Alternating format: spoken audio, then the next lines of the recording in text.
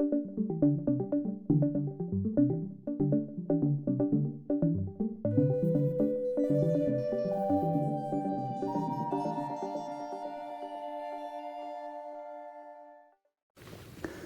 a todos, hello everyone.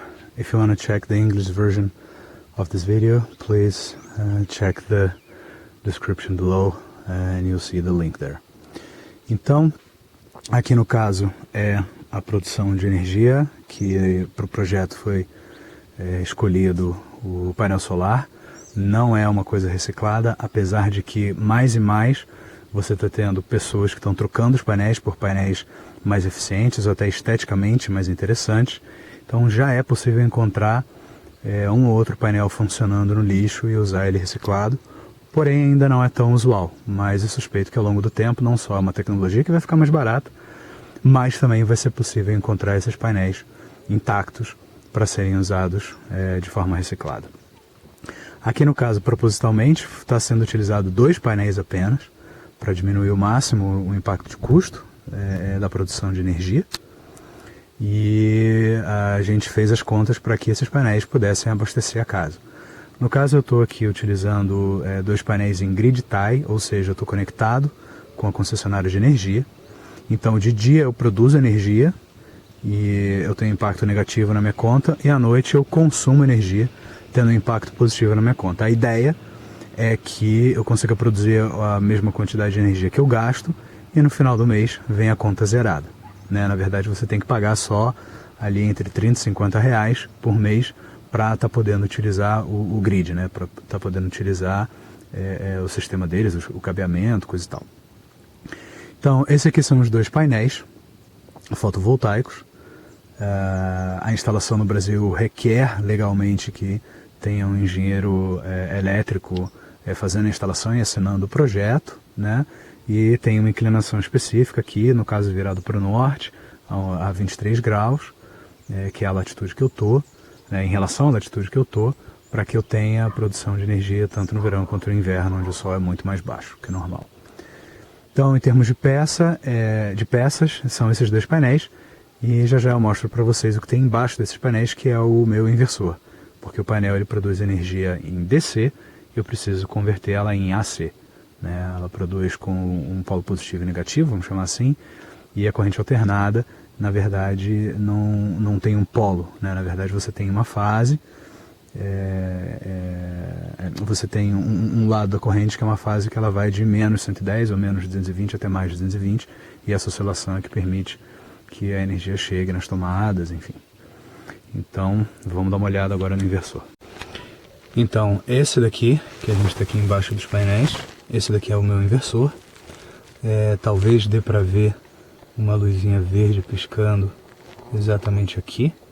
Essa luzinha verde piscando, na verdade, indica que está tudo funcionando direitinho, E cada inversor desse aguenta 2 painéis. Então, se eu quisesse mais painéis, para cada 2 painéis eu preciso de um inversor desse aqui, dessa marca em específico. E é esse inversor que troca a produção de energia DC por AC, que é o que a casa efetivamente precisa.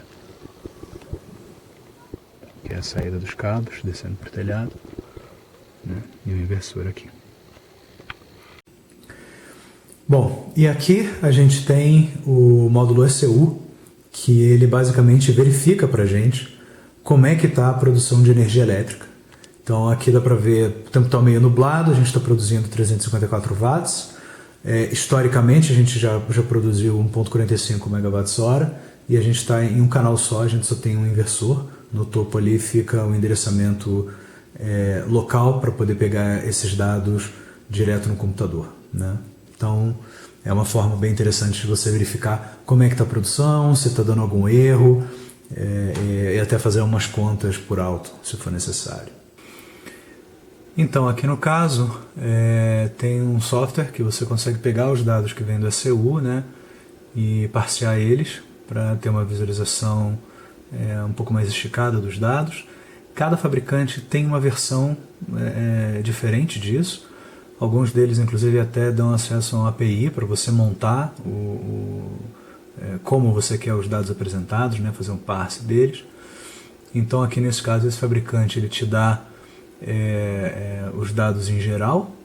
Aqui ele tem um comparativo de equivalência de CO2, então eu produzi o equivalente a 120 galões de gasolina, 53 árvores ou 1.066 quilos de produção fabril, né? E aqui no Real Time Data a gente tem por dia, né? Então, sei lá, se pegar aqui uma data qualquer, você vê como é que foi a produção ao longo do dia. Isso aqui são umas árvores que tem no canto do terreno, então isso aqui é uma informação relativamente comum. E obviamente, se você pega no verão, né, você tem uma curva diferente, né, do que do inverno, em termos de produção. Você também consegue verificar a longo prazo, né? Então aqui no caso essa semana, como é que foi a produção, posso ver como é que foi o mês, posso ver por ano, né, ao mês aqui, no período anual, como é que está sendo a produção. Então, por exemplo, nesses últimos meses aqui, teve no mês 10 de 2019, tive uma produção de 74 kWh, né, o que é bem interessante. Enfim, é só para mostrar que também dá para você pegar essas informações e para fazer contas, para você poder estabelecer se você consegue estressar o sistema mais ou menos, se você que tipo de sobra você está tendo em valores reais e esse tipo de coisa. Então, é isso.